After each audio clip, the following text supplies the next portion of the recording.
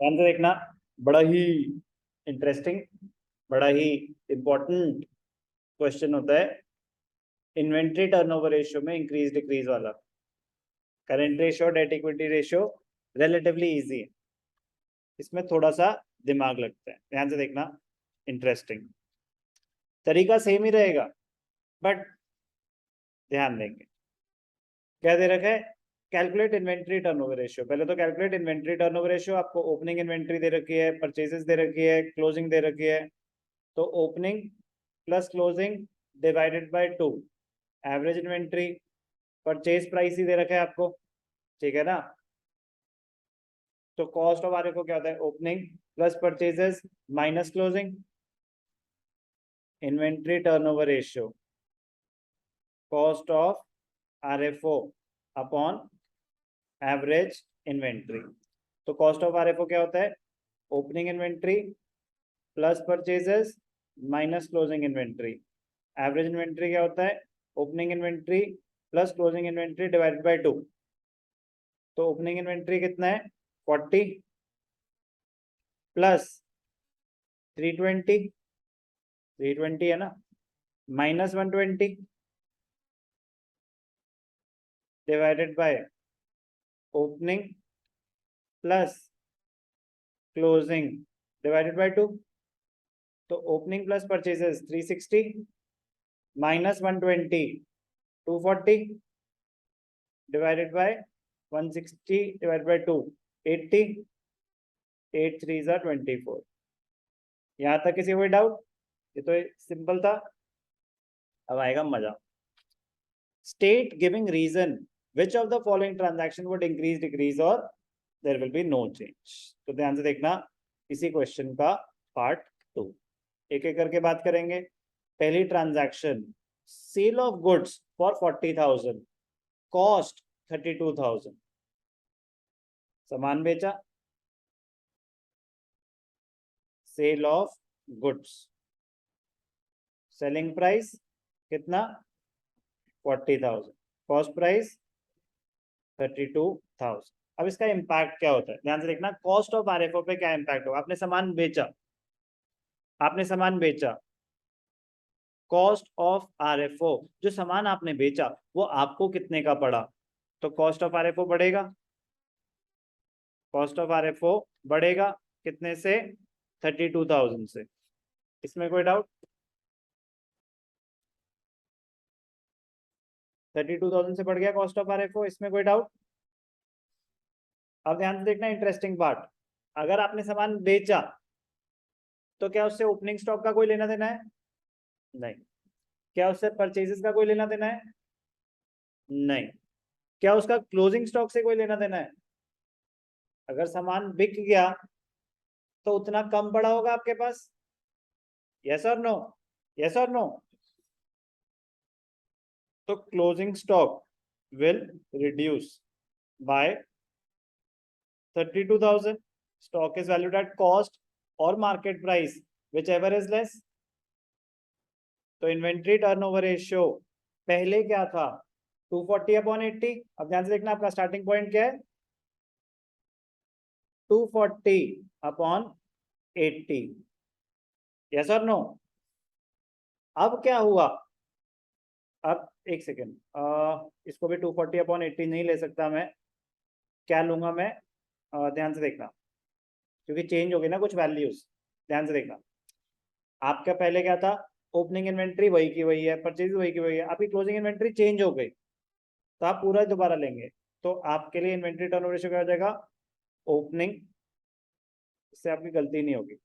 Purchases कितनी थी? 320 minus closing stock. Closing stock पहले था 120, अब आपका क्लोजिंग स्टॉक 32 से गिर गया, तो कितना हो गया? 120 था, 88 हो गया, ठीक है। और एवरेज इन्वेंट्री, ओपनिंग इन्वेंट्री कितनी है? 40, क्लोजिंग इन्वेंट्री कितनी है? 88 डिवाइडेड बाय 2। तो बेसिकली क्लोजिंग इन्वेंट्री कितनी हो गई? 120 माइनस 32। क्लियर? क्लियर? तो अब क्या होगा, 360 माइनस अगर पूरा 90 करते हैं तो होता है 250, 252 हो जाएगा, 272 360 माइनस 90 इज 270, 2 कम कर देंगे तो 272। तो कॉस्ट ऑफ आर एफ 272, समझ आ रहा है क्या हो रहा है, डिवाइडेड बाय एवरेज इन्वेंट्री 128 मतलब 74, 128 64 1 64 64 64 6 4 जा 24, सिंप्लीफाई करते हैं 2 से 32 136, ये वाला सही बताया सर, 16 68 68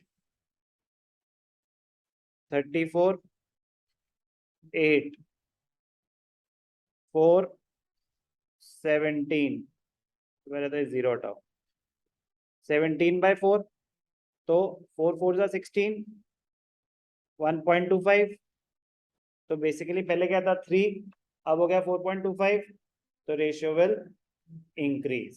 समझ आया बात, जैसे ही आपका 4 आया था ना, वहां पे रुक के भी इंक्रीज लिख सकते थे, क्योंकि आपको कैलकुलेट करने के लिए नहीं बोला, आपको बस पूछा कि बढ़ रहे हैं कम हो रहा है, बट कैलकुलेशन यहाँ तक तो पूरी होगी। कुछ पूछना है, कुछ बोलना है, समझ आया क्या हुआ?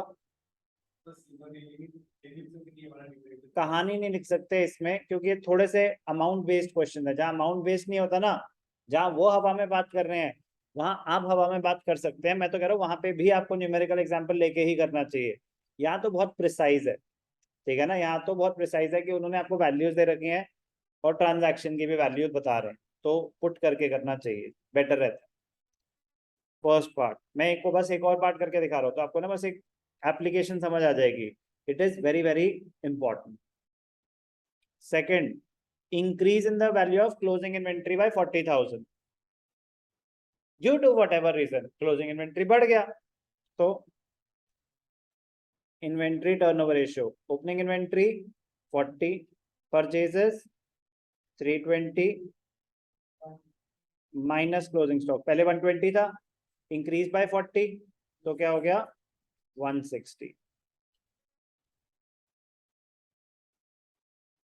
Opening inventory 40 plus 160 divided by 2, 40 plus 320 360 minus 160 2 lakh, 2 lakh divided by 2 1 lakh, तो 2 times the ratio decreases, ratio will decrease. समझ आया?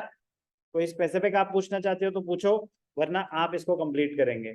कोई भी एक अगर आप किसी ने कर रखा है आप में से और डाउट है तो पूछ सकते हैं, 75 का कोई भी पार्ट। गुड्स परचेज करेंगे तो आपकी परचेजेस बढ़ेंगी और उतने से आपका क्लोजिंग स्टॉक भी बढ़ेगा। ध्यान से देखेंगे, अगर आपने सामान खरीदा और कुछ मेंशन नहीं है और जो सामान बेचा वो आपके क्लोजिंग स्टॉक को रिड्यूस करता है, ये इंपॉर्टेंट है बहुत ज्यादा, मैं कर रहा हूँ। आपने सामान खरीदा तो वो सिर्फ परचेजेस को ही अफेक्ट नहीं करता, वो आपके क्लोजिंग स्टॉक को भी बढ़ा देगा उतने से। सर हमें क्या पता बिका कि नहीं बिका, यही तो कह रहा हूँ, अगर वो नहीं बोल रहा तो मतलब बस खरीदा है, तो सिर्फ इतने का इम्पैक्ट बताओ, खरीदा तो आपकी परचेजेस बढ़ी, उतने से स्टॉक भी बढ़ा। जो बिका ही नहीं वो मेरे कॉस्ट ऑफ आरएफओ को चेंज कैसे करेगा? कॉस्ट ऑफ आरएफओ होता है जो सामान बेचा वो कितने का पड़ा, जो अभी सिर्फ खरीदा और बिका नहीं वो मेरे कॉस्ट ऑफ आरएफओ को चेंज ही नहीं करता, तो उतने से ही परचेजेस बढ़ेंगी, उतने से ही क्लोजिंग स्टॉक बढ़ेगा, कॉस्ट ऑफ आरएफओ में नो चेंज आ जाएगा। ध्यान से देखना, करके दिखा देता हूँ। तो एक तो क्या, परचेजेस बढ़ी क्लोजिंग स्टॉक बढ़ा, यहाँ तक क्लियर है?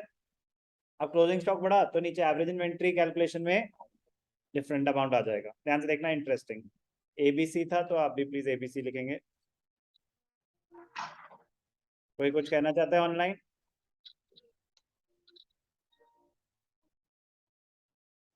ध्यान से देखेंगे। क्या है परचेजेस कितने की? 80,000। Inventory turnover ratio, opening stock 40 plus purchases, पहले कितनी थी परचेजेस? 320 तो 80,000 से परचेजेस बढ़ गई, माइनस क्लोजिंग स्टॉक पहले कितना था, ओरिजिनल वैल्यू लेंगे, पिछले पार्ट का नहीं कंटिन्यू करते चलेंगे, वापस ओरिजिनल से शुरू करेंगे। तो खरीदा सामान तो आपका क्लोजिंग स्टॉक बढ़ गया, opening plus closing divided by 2, आप सीधा 2 लाख भी ले सकते थे। तो 40,000 plus 4 lakh minus 2 lakh divided by 40,000 plus 2 lakh divided by 2, 440 minus 2 lakh 240, 40 plus 240, 240 divided by 2 120, तो 2 टाइम्स। सर नो चेंज, पिछले का भी 2 टाइम्स था, इसका भी 2 टाइम्स है, ओरिजिनल से लेंगे, ठीक है ना, ओरिजिनल से लेंगे, तो ओरिजिनल आपका था 3 टाइम्स, ओरिजिनल 3 टाइम्स, तो answer is the ratio will decrease.